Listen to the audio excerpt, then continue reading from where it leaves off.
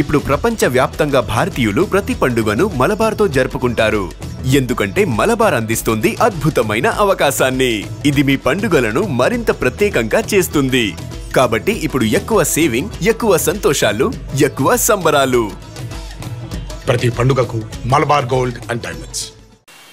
ఒంగోలు రంగాభవన్ లో progressive student మిత్ర మండలి ఆధ్వర్యంలో జడా కోటేశ్వరరావు 14వ వర్ధంతి సందర్భంగా నిర్వహించిన ఆత్మీయ సమావేశంలో పిఎస్ఎఫ్ సభ్యులు, నాయకులు ఘనంగా నివాళులర్పించారు.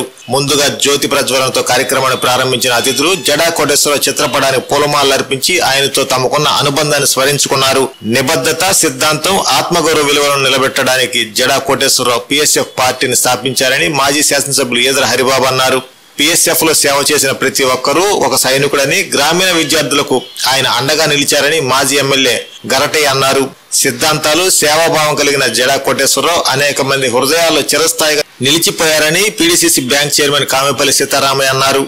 జడా కోటేశ్వరరావు నేతృత్వంలో పిఎస్ఎఫ్ లో కనిపించిన ఆత్మీయత మరెక్కడ దొరకదని సీనియర్ జర్నలిస్ట్ పోలవరపు అజయ్ బాబు అన్నారు. జడా కుటుంబంతో తాను మంచి అనుబంధం కలిగి ఉన్నానని, ఆయన గొప్ప సిద్ధాంతకర్త అని ప్రకాశం జిల్లా రచయితల సంఘం అధ్యక్షులు పొన్నూరు వెంకట శ్రీనివాసులు అన్నారు. కుల, పార్టీ భేదాలకు అతీతంగా విద్యార్థి సంఘాన్ని నడిపిన జడా కోటేశ్వరరావు ధైర్యంగా ఆలోచించు, ధైర్యంగా మాట్లాడు, ధైర్యంగా పోరాడ అనే నినాదంతో అనేక మందికి ప్రేరణగా నిలిచారని పలువురు పాల్గొన్న నాయకులు గుర్తు చేశారు.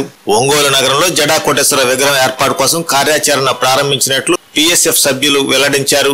కార్యక్రమంలో ఈదర్ మోహన్ బాబు, చుండూరు రవిబాబు, వైవి సుబ్బారావు, కొటారి నాగేశ్వరరావు, నల్లూరి కిషోర్, ఆరిగ ప్రతాప్, చెంగల్శెట్టి అశోక్, జ్ఞానం సుబ్బారావు, లంకపోతు అంజిరెడ్డి, కామెపల్లి శ్రీనివాసరావు తదితరులు పాల్గొన్నారు.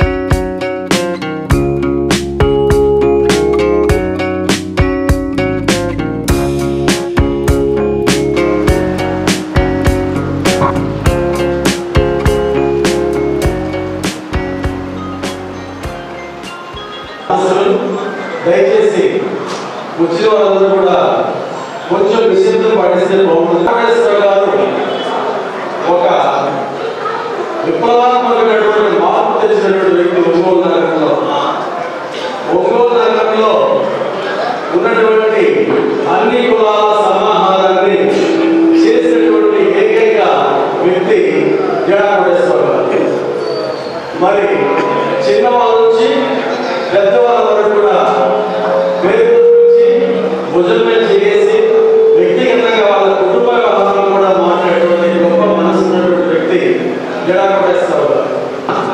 మరి వారు మిగతా మిత్రులతో కలిసి స్థాపించినటువంటి బిఎస్ఎఫ్ పార్టీకి మొట్టమొదటి ప్రెసిడెంట్ పదవి వాళ్ళ పెద్దలకు నుంచి మా తండ్రి గారికి మంచి మిత్రుడు, మా మేనమామకి క్లాస్మేట్, ఇద్దరు కలిసి చాలా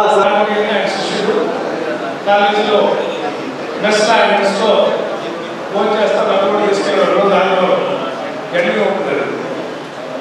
నన్ను కోర్సులాగా గడి కూర్చోబెట్టుకొని పిలిచి ఊరని అడిగి పక్కన కూర్చోబెట్టుకొని ఆయన బతికి భోజనం పెట్టారు. అది నాకు ఇప్పటికీ గుర్తుండే అంశం. తర్వాత తెలుగుదేశం పార్టీలో ఆయనతో కలిసి పల్లెలో కూడా జరిగింది. మేము కాలేజీలో ఉన్నప్పుడు మాకు పిఎస్ఎఫ్ నాయుడు హైదరాబాద్ గారు పిఎస్ఎఫ్లో అన్నిటిలో ఒక అదృష్టంగా నేను భావిస్తున్నాను. ఎందుకంటే నేడు సమాజంలో విద్యార్థి సంఘాలు లేవు, సామాజిక స్పృహ అసలే లేదు, పక్కవాడంటే మన కింద వెళ్ళడం, హీరోషిప్ అనేది లేకుండా స్వాతంత్రమైన ఆలోచనతో నేడు సమాజం నడుస్తూ ఉంది. కానీ మాకు ముందున్న పెద్దలు టీఎస్ఎఫ్లో ఏంటంటే మన వాడికి ముందు కష్టం వచ్చినాడు అంటే మేము పక్కవాడికి ఫీజు కట్టుకోలేకపోతే ఫీజు వస్తుంది తీసుకుంటాం. మేము అందరూ డబ్బులు తీసుకుని ఫీజు కట్టు ఎవరికైనా అన్యాయంగా ఉన్న ఉద్యోగం వెళ్తే వాళ్ళు వారించి న్యాయం పడుకుంటారు.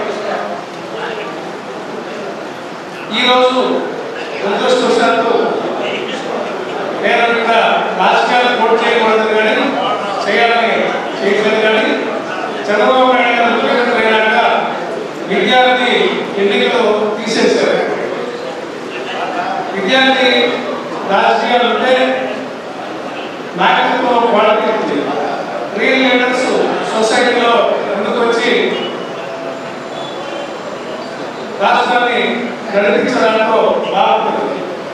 విద్యార్థి రాజకీయాలు ఎప్పుడైతే లేవో వ్యాపార రాజకీయాలు మొదలై వ్యాపారస్తులు కోట్ల రూపాయలు ఏదో గడదారైనా పర్లేదు సంపాదించుకుని వస్తే ఇదొక రాజకీయం లాభసాటి వ్యాపారంగా మార్చుకొని నేడు రాజకీయాలు కలుసుకుంటూ కూడా మనం చూస్తూ ఉన్నాం.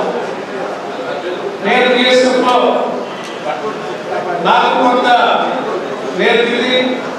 నేను చదివే కాకుండా ఎటువంటి సంఘాల్లో ఉండడం వల్ల మన నడవడిక కూడా క్రియాశీలంగా ఉన్నటువంటి వ్యక్తి.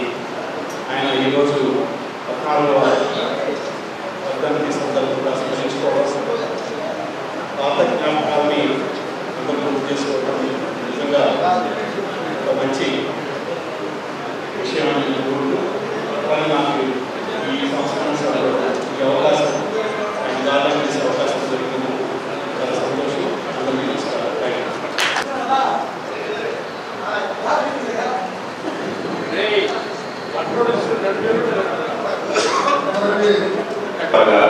ఉన్నటువంటి సందర్భం సమాజంలో కూడా అదే విధమైనటువంటి గుర్తింపు మరి మంచి వచ్చాడో ఆ గుర్తింపు ఆ రోజున కోటేశ్వరరావు గారు కానీ తరగతి కానీ వీళ్ళిచ్చిన వారసత్వమే అని చెప్పాలి తప్పదు. మరి ఏదైనప్పటికీ అయితే ఒక విషయం అయితే బాధాకరం, ఆయన చాలా ఆలోచనలు నాతో పంచుకునేవాడు. మరి ఆ రోజున 2001 అనుకుంటారు నాకు మున్సిపల్ చైర్మన్గా చేయాలనుకుంటా ఒంగోలుకి ఒక టైం అయినా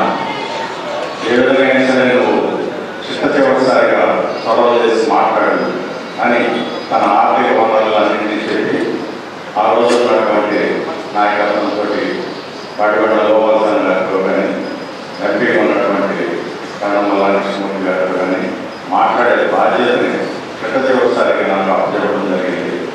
కానీ అది అప్పుడున్న పరిస్థితుల్లో గవర్నమెంట్ పరిస్థితి అయినందువల్ల అది ఒక బాధాకరమైన సంఘటనగా మరి చెప్పుకోవాల్సి వస్తుంది. సరే, అదేవిధంగా మరి మిత్రులందరూ కోటేశ్వరరావు గారి విగ్రహం స్థాపన అనేది ఒక మంచి విషయంగా ఆయన ఎల్లకాలం మన అందరి హృదయాల్లో చిరస్థాయిగా ఉండిపోతాడు. అదేవిధంగా బాధ్యత గారు బీజేపీ పార్టీకి ఒక నైతిక అండ ఆ రోజుల్లో. మరి ఆ రోజుల్లో ఉన్నటువంటి ఎవరు ఎటువంటి ఇబ్బందుల్లో ఎదుర్కొన్నా కానీ అటువంటి పెద్దలంతా మనకి నైతికంగా అండగా ఉన్నటువంటి సందర్భం. సరే, ఏదైనా ఆయనకి ఈ సందర్భంగా నివాళులర్పిస్తూ సెలవు తీసుకుంటున్నాను. కొంత బాధాకరమైన విషయంగా మాట్లాడుకుని దాని సందర్భంగా ఆయన వర్ధంతి కార్యక్రమం రావడం జరిగింది. ఆ వర్ధంతి సందర్భంగా ఈ కార్యక్రమం ఏర్పాటు చేసి ముందుగా విగ్రహ కార్యక్రమం గురించే కేవలం ఈ కార్యక్రమం యొక్క అజెండాగా తీసుకొని ఈ కార్యక్రమం ఏర్పాటు చేయడం జరిగింది. దాన్ని పెద్దలందరూ ముందుకు వచ్చి కూడుకొని ఈ వర్ధంతి సమావేశంలో కూర్చొని ఒక రకంగా డిస్కస్ చేసుకుంటే ఎవరు వాళ్ళు తీసుకుంటే బాగుంటుందని చేసుకుంటున్నాం. ఇప్పుడు మాది అప్పుడు కోటేశ్వరరావు ఇక్కడ కంచెల రామయ్య గారు ఈనాడు జిల్లా రిపోర్టర్గా ఉన్న టైంలో ఆయన దగ్గరికి తరచూ వచ్చేవాడు. నాకు ఆయన ద్వారా పరిచయం. ఆ తర్వాత బాగా చదువుకోగలగటం, కనీసం వారానికి 3-4 సార్లు అయినా హిందుస్థాన్ దగ్గర షాప్కి వెళ్ళటం, అక్కడ అడిషనల్ రంగా ఉండేవాడు. ఎప్పుడు షాప్లో రంగా దగ్గర కూర్చోవడం, కోటేశ్వరరావుతో కూర్చోవడం, అది అప్పటి సందర్భం. ఆ తర్వాత ఆయన ఎంత నికష్గా మాట్లాడేవాడంటే కొట్టినట్టు ఉండేది ఆయన మాట. అంత మంచి వ్యక్తి, మాట తీరు కొంచెం కొట్టినట్టుగా మాట్లాడేవాడు. నాతో మాట్లాడే సందర్భంలో అనేవాడు, రామయ్య గారి గురించి మాట్లాడుతూ, మీ కందుకూరాడు ఎప్పుడు ఎవరు చెప్పినా ఇనేవాడు కాదు కాబట్టి అనేవాడు. చదువుగా చిన్న ఉన్నందువల్ల అట్లా చాలా సన్నిహితంగా ఉండేవాడు. ఇప్పుడు అందరూ చెప్తున్నారు విగ్రహం అనేది చాలా సముచితమైన నిర్ణయం.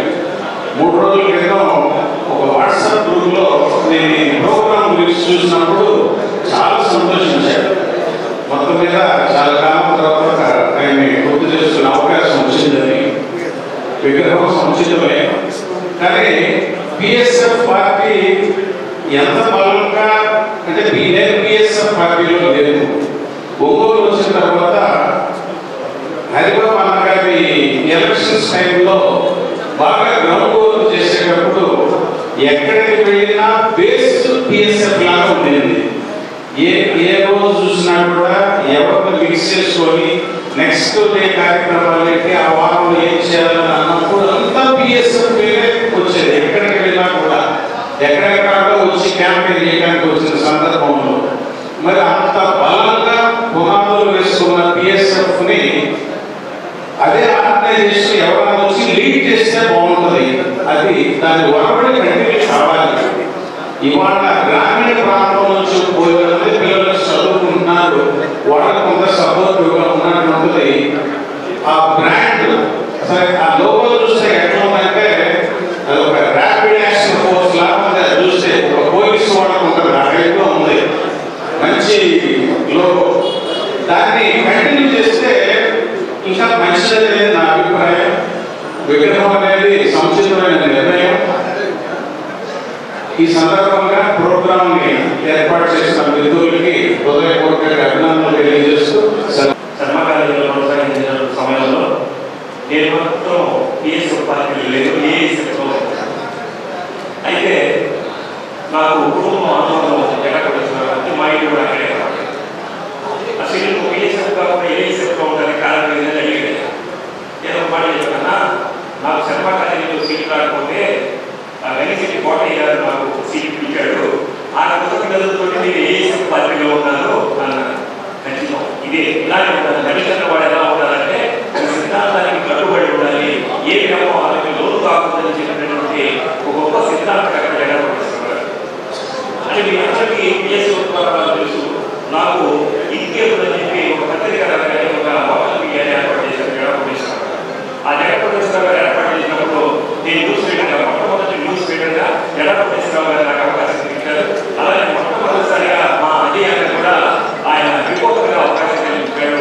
మేము 2003 ప్రారంభిస్తే ఇప్పటి వరకు కూడా ఆయన నిర్మించినటువంటి విలువలతో నేను మన అధ్యయన ఇద్దరు కలిసి జర్నలిస్టుగా ఆలోచించి ఇప్పటి వరకు కూడా 2022 సంవత్సరాల నుంచి ఒక మంచి జర్నలిస్టుగా మేము పడగలుగుతున్నామంటే జగన్మోహన్ గారు నిర్మించినటువంటి విలువలే దానికి కారణం. అది జగన్మోహన్ గారు ఆ తర్వాత ఎంతో ఏ ఎంపీలు వచ్చినా సరే జగన్మోహన్ గారు బాబు గారు అలానే మన కట్టి రవిశంకర్ గారు రాహుల్ గారు అలానే మన గుంటూరు రవి గారు ఇప్పుడు ఉన్నటువంటి డాక్టర్ సీతారామయ్య గారు ఎవరు ఎంపీగా ఉంటున్నా సరే అది బాబుని నన్ను ఈ న్యూస్ విభాగాన్ని మీరు నిర్వహిస్తుంది అని ఇప్పటికి కూడా అర్థం కోరుతున్నారంటే ఆ విలువలని జగన్మోహన్ గారు విలువలే. కాబట్టి ఆ విలువల ప్రకారం అటువంటి మహోన్నతమైనటువంటి వ్యక్తికి వాళ్ళందరూ కూడా వచ్చి ఆయన విగ్రహాన్ని స్థాపించడం అనేది చాలా గొప్ప విషయం. ఎందుకంటే ఇప్పుడు విగ్రహాన్ని అనుకోవడం మిగతా ప్రజలకి తెలియదు. జగన్మోహన్ గారు అందరి హృదయాల్లో కూడా ఆయన విగ్రహం ప్రతిష్ఠించబడింది. కాబట్టి ఇది బాధ్యమైనటువంటి ప్రపంచానికి ప్రజలందరికీ తెలియజేయాలంటే ఒక విగ్రహాన్ని ఏర్పాటు చేస్తే ఆ విగ్రహం ద్వారా మనం ఇవ్వాల్సినటువంటి సందేశం ఏంటంటే జగన్మోహన్ గారి జీవితం ఎలాంటి ఆయన ఎటువంటి ఆశయాలను కొనసాగించారు అన్నటువంటి 10 మందికి తెలిస్తే రేపటి తరం జగన్మోహన్ గారి విగ్రహాన్ని చూసినప్పుడు ఇటువంటి మహోన్నతమైనటువంటి వ్యక్తి ముందులో ఉన్నాడా, ఇటువంటి విలువల్ని కొనసాగించినటువంటి వ్యక్తి ఉన్నాడా, ఎంత సాధారణమైనటువంటి జీవితాన్ని గడిపామంటే అంత సాధారణమైనటువంటి జీవితాన్ని గడిపాం.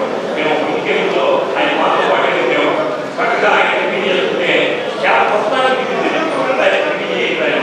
మధ్యాహ్నం భోజనం ఎవరు తెలుసుకోలేదు వాళ్ళందరికీ భోజనం ఏర్పాటు చేయించాడు. ఇంత గొప్పవాడు. మధ్యాహ్నం కూడా అరే మనందరూ ఎవరు టీ తాగదు అబ్బాయి పంతులు గారు మన పంతులు గారు అని చెప్పేవాడు. పంతులు గారు ఆయన కాఫీ తాగే అలవాటు ఉంటుంది కాబట్టి మధ్యాహ్నం పంతులు గారికి ఒక్కడికి కాఫీ మిగతా వాడికి ఇవ్వలేదు. అట్లా ఆయన అందరూ ప్రేమగా కూర్చున్నటువంటి వ్యక్తి జగన్మోహన్ గారు ఒకటే మాట కఠినం మనసు అది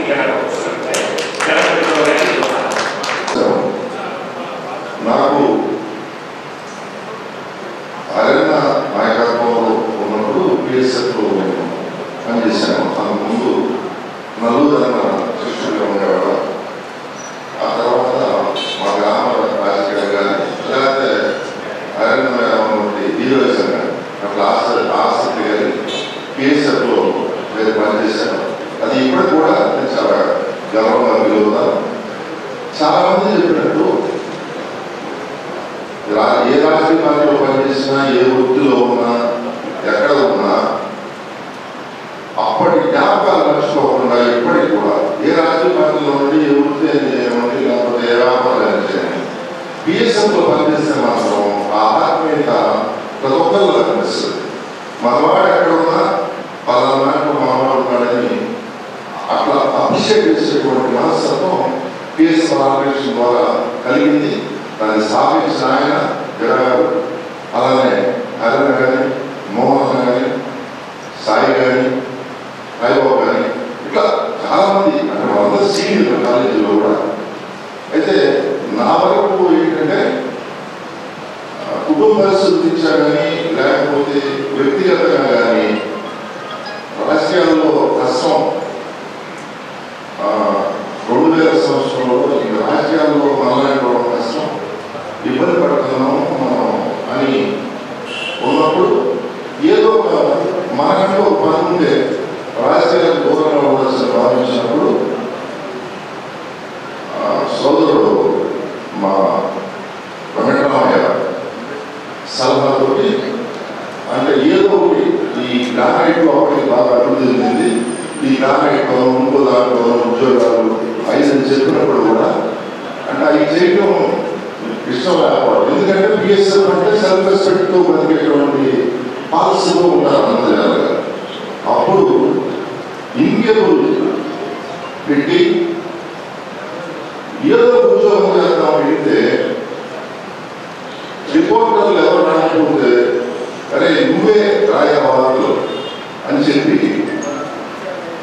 జర్నలిస్ట్ స్వీకరించేటువంటి విద్యుత్ సమానులు. అలానే ఎంత ప్రేమగా ఇందాక శ్రీగారు చెప్పినట్టు తిరగబోతే కూడా తిరిగేవాడు. టిఫిన్ తెప్పించి తిరగొచ్చేవాడు అంటే వాడు వెళ్ళేటప్పుడు చెప్పడం మీరు అని తిరిగేవాడు. అంత ప్రేమ ఆయన సారథ్యంలో జర్నలిస్ట్ జీవితం ప్రారంభించి ఈ రోజు కూడా కాస్త జ్ఞానంతో పద్ధతితో వండగలిగినందుకు ఆ మహానుభావుడు ధన్యవాదాలు. అలానే ఎవరు ఏమనేవాడు కదా, నన్ను మాత్రం ఒక విషయంలో తెలుసుకునేవాడు.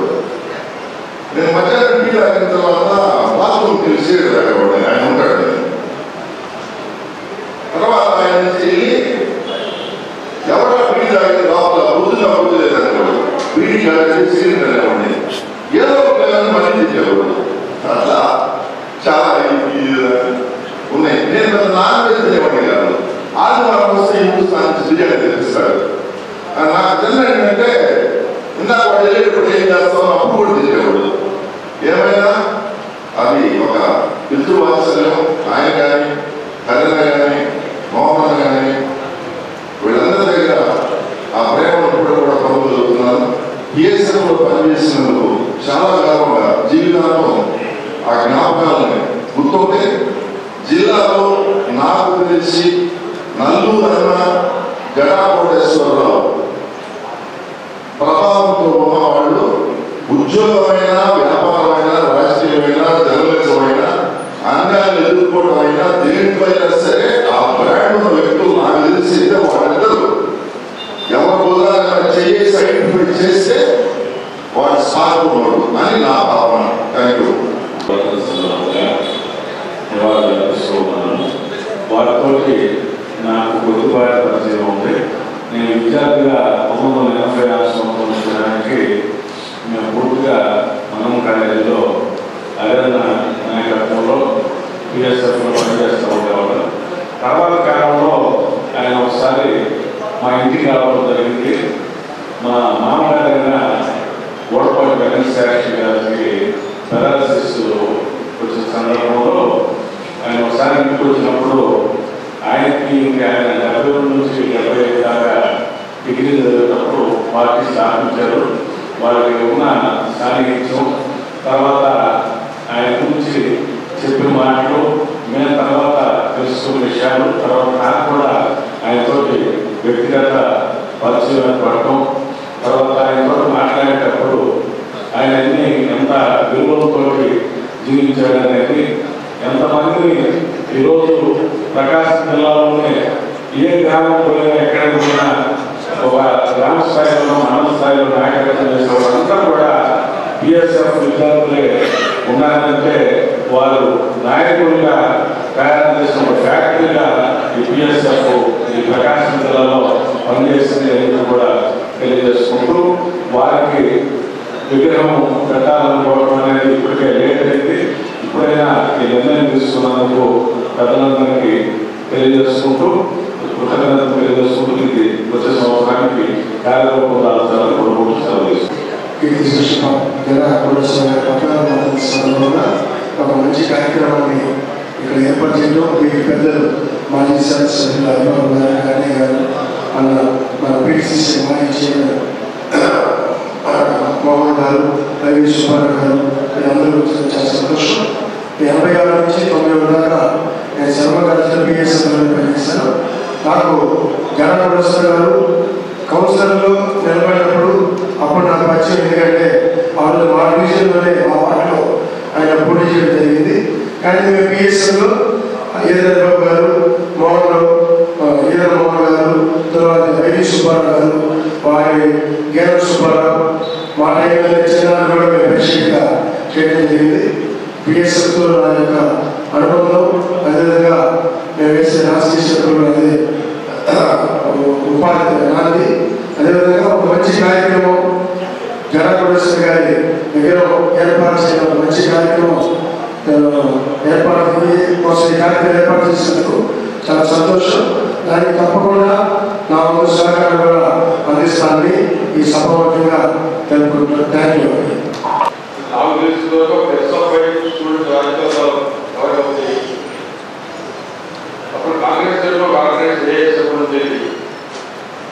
ఎస్ఎఫ్ఐ కమ్యూనిస్ట్ పార్టీ కూడా ఆర్గనైజ్. దీనికి వ్యతిరేకంగా అధికార పార్టీలకు వ్యతిరేకంగా అప్పుడున్న పరిస్థితుల్లో ప్రోగ్రెసివ్ స్టూడెంట్స్ ఫెడరేషన్ ఆర్గనైజ్ స్థాపించి మరి ఈరోజు జిల్లా మొత్తంలో ఎక్కడ జిల్లా వ్యాప్తంగా ఎక్కడ పోయినా బిఎస్ఎఫ్ అంటే ఎరాకోటేశ్వరం, అది ఒక బ్రాండ్. ఎరాకోటేశ్వరం అంటే ఎక్కడికి పోయినా ఏ బాధలో గ్రామం పోయినా ఆ గ్రామంలో నాయకులు ఉన్నారంటే ఎరాకోటేశ్వరం. ఆ విధంగా తర్వాత రాజకీయాలు రకరకాలుగా రూపుదిద్దుకోవచ్చు. తెలుగుదేశం పార్టీ కావచ్చు, కాంగ్రెస్ పార్టీ కావచ్చు, బీజేపీ కావచ్చు. కానీ కూడా జడా అనేటువంటిది ఒక బ్రాండ్. ఆ విధంగా జడా కొన్ని నాకు డాక్టర్ కృపారావు గారి ద్వారా, అదేవిధంగా మా నెలల మాలకొండ గారి ద్వారా ఆయన కాలేజీ లెక్చర్గా ఉండేవాడు. ఆ విధంగా నాకు దగ్గరగా ఉండడం రోజు దాదాపుగా నాతో పరిచయం కానీ 74 నుంచి కూడా రెగ్యులర్గా కలుస్తున్నాను. రెగ్యులర్గా కుదిరి నాకు చెబుతాడు. నేను ఆయన కృపారావు సాయంకాలం పట్టి ఎక్కడో డాక్టర్ కృపారావు గారు ఇప్పుడు సాయంకాలం రావడం, హాస్పిటల్ వెళ్ళడం, లేకపోతే ఇంటి దగ్గర రావడం. అదేవిధంగా పీస్ నాయక్ గారు రాజకీయాల్లో సోషల్ పార్టీ జిల్లాలో నమ్మకం. ఆ సోషల్ పార్టీ ప్రజలు కాంగ్రెస్ పార్టీ వ్యతిరేకంగా ఆనాడు మరి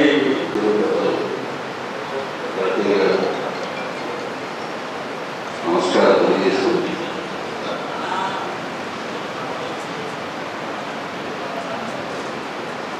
కోటేశ్వరరావుకి నాకు ఉన్న సంబంధం మాటలో చెప్పాలంటే చాలా కష్టం. ఆత్మ ఉండడం వలన లేక నాకున్న మేనమావడం వల్ల లేక నన్ను చెక్కిన శిల్పి అనుకోవాలా, ఏ విధంగా చెప్పాలో కూడా ఏదేమైనా జడా కోటేశ్వరరావు ఒక వ్యక్తి కాదు, ఒక శిల్పి, ఒక లెగసీ. జడా కోటేశ్వరరావు గట్టిగా చెప్పాడు. జడా కోటేశ్వరరావు అనే వర్డ్, ఆ వర్డ్ అనేది ఒక లెగసీ. అలాగే పిఎస్ఎఫ్ పార్టీ, ఆ పిఎస్ఎఫ్ పార్టీ అనేది ఒక మాప్. దాంట్లో పనిచేసి పెట్టుకోవడం ఒక సైనికుడే. దాంట్లో అనుబంధం ఇప్పుడు ఇతరులలో ఉన్నా, మార్కెట్లో ఉన్నా, లేదా జిల్లాలో ఎక్కడ ఉన్నా కూడా ఇమీడియట్గా వాసన తెలిసిపోయి పిఎస్ఎఫ్ పార్టీలో పనిచేసి ప్రతి ఒక్కడు ఒక సైనికుడు లాగా కూడా వాసన తెలిసిపోయి.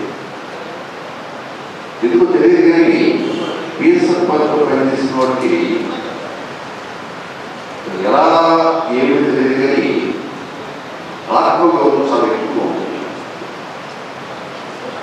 అవతల వాడు ఎంతటి ఒకడైనా లెక్క చేయని కొంత ధైర్యం ఉంది. ఇప్పుడు మనకు రాసిన ఆ మాట ధైర్యంగా ఆలోచించడం, ధైర్యంగా మాట్లాడడం, ధైర్యంగా పోరాడాలని ధైర్యం, దాంట్లో ధైర్యం అనే మాట పిఎస్ఎఫ్ పార్టీలో పనిచేసిన ప్రతి ఒక్కరికి ఆ ధైర్యం అనేది రక్తంలో కలిసిపోయింది. అది ఆ పిఎస్ఎఫ్ ఆర్గనైజేషన్లో మెయిన్గా నిలుచుకునే అంశం అన్నమాట. అది ఆర్గనైజేషన్లో పనిచేసినప్పుడు మీకు తెలిసి జడా కోటేశ్వరరావు తక్కువ. జడా కోటేశ్వరరావు గురించి మీకు నాకు తెలిసి కొందరికి కూడా సగానికి నుంచి తెలియదు. బయట కనబడిన జడా కోటేశ్వరరావు తప్ప ఆ జడా కోటేశ్వరరావు ఆత్మీయులు అసలు ఎందుకు పార్టీ పెట్టారు, కారణం ఏంటి, ఆ తర్వాత తీరు, ఆ తర్వాత పొలిటికల్గా ఆయన ఎందుకు ఎదగలేకపోయాడు, కారణాలు ఏంటి, ఇది కూడా అదొక హిస్టరీ. పార్టీ పెట్టిన కారణం ఆత్మగౌరవమే. ఆనాడు 1972 అయితే 92 బాగా తెలిసి బాగా తెలుసు. మన మండలం నాయకులు గారు, విక్రమ్ నరసింహారావు గారు, దశరథ ఇదంతా కూడా అప్పట్లో సీరియస్ క్లాష్ ఏర్పడిన అప్పట్లో ఏఎస్ఎఫ్ఐలో ఉండేవాడు. ఏఎస్ఎఫ్ఐ ఈజ్ కమ్యూనిస్ట్,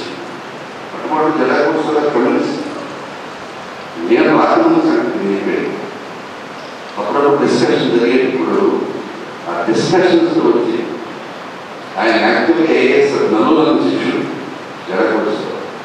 ఆ నలుగురు దగ్గర విద్య మొత్తం జడకొడుస్తారు వచ్చింది. మాట్లాడే తీరు కానీ, ఆ చేయి వేయడం కానీ, ఆ తర్వాత రాజస్థాన్ కానీ, ఆటలుకోవడం కానీ నలుగురు అనే ఒక లక్షణాలు మొత్తం జడకొడుస్తారు.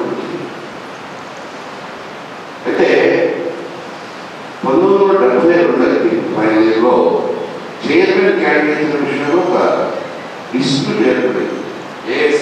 ఎవరు పెట్టాలి అనేది ఒక డిస్ప్యూట్ ఏర్పడి జడకొడుస్తారు గారు వీళ్ళంతా కలిసి ఒక క్యాండిడేట్కి డిసైడ్ చేస్తే పార్టీ వాళ్ళు అది కాదు ఎందుకు వేరే వాళ్ళని పెట్టుకుంది.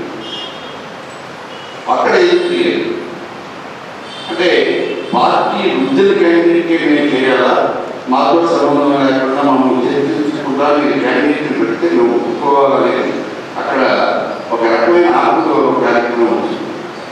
అప్పుడు ఇండిపెండెంట్ క్యాండిడేట్ని పెట్టి పోటీలో పెట్టడం జరిగింది. అక్కడ పిఎస్ఎఫ్ పార్టీ అనే అంకురాకుండా అక్కడ జరిగింది. 70 అంతేనా 72. అయితే ఆ పెట్టేటప్పుడు what is the political background?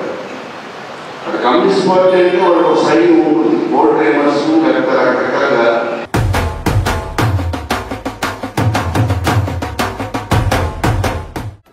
నా పెళ్లి వహ్వా అంబికాలో వెడ్డింగ్ షాపింగ్ పై ఆఫర్స్ వారెవ్వా. Men's, ladies, kids wedding and bridal collections పై అప్ టు 33% మరియు 1+1 ఆఫర్స్ వాహ్వా. 100 men's national and international brands పై అప్ టు 50% వారెవ్వా. ఒంగోలులో మన్యావర్ షెర్వాణీస్, కుర్తా పైజామా లభించే the one and only wedding mall వాహ్వా. Royal wedding sherwanis open indoors పై అప్ టు 33% వారెవ్వా. సంప్రదాయ పట్టు ధోతీస్, స్టైలిష్ పెళ్లి కొడుకుల ఫ్యాన్సీ కలర్ పట్టు ధోతీస్ పై అప్ టు 20% వాహ్వా. సంగీత్ ఫంక్షన్స్, రాక్ స్టార్ పెళ్లి కొడుకుల జోధ్పూరి కలెక్షన్స్ పై అప్ టు 51% వారెవ్వా. Indian icon Modi sets, trendy blazers పై అప్ టు 51% వాహ్వా. Ramraj minister white wedding collections పై 10% వారెవ్వా. గ్రాండ్ రిసెప్షన్ లో rich party wear works suits పై అప్ టు 33% వాహ్వా. Ambika tailoring and customisation, trendy couple matching, wedding group dressing, new generation father and son, mother and daughter అనుభవం కలిగిన టైలర్లచే perfect stitching చేయించి ఇవ్వబడును వారెవ్వా. నా పెళ్లి వాహ్వా. అంబికాలో వెడ్డింగ్ షాపింగ్ పై ఆఫర్స్ వారెవ్వా. Ambika fashion mall, Kurnool road, trunk road, Ongole.